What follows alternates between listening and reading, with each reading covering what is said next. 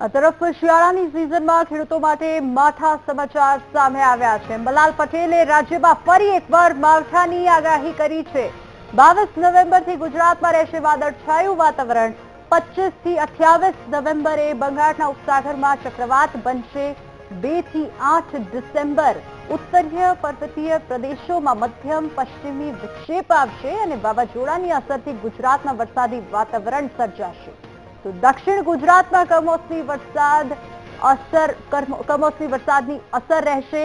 સુરત, નવસારી, ભરૂચ અને અમરેલી સહિતના જિલ્લામાં માવઠાની શક્યતા છે। તો ડિસેમ્બરના મધ્ય ભાગે સમુદ્રમાં સિસ્ટમ સક્રિય થતા વાતાવરણમાં પલટો આવશે।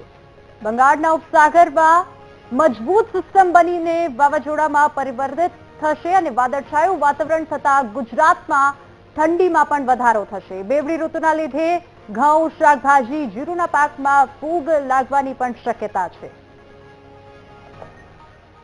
આવતીકાલથી રાજ્યના ભાગોમાં વાદળો આવવાની શક્યતા રહેશે। બપોર પછી વાદળો કદાચ આવી શકે, પરંતુ બંગાળના ઉપસાગરમાં એક સિસ્ટમ સક્રિય થઈ છે।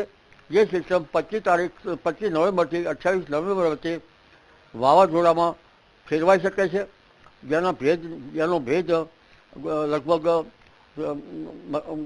પૂર્વ ગુજરાતના ભાગોમાં થઈને ગુજરાતના ભાગો અને મધ્યપ્રદેશ સુધી આવવાની શક્યતા છે।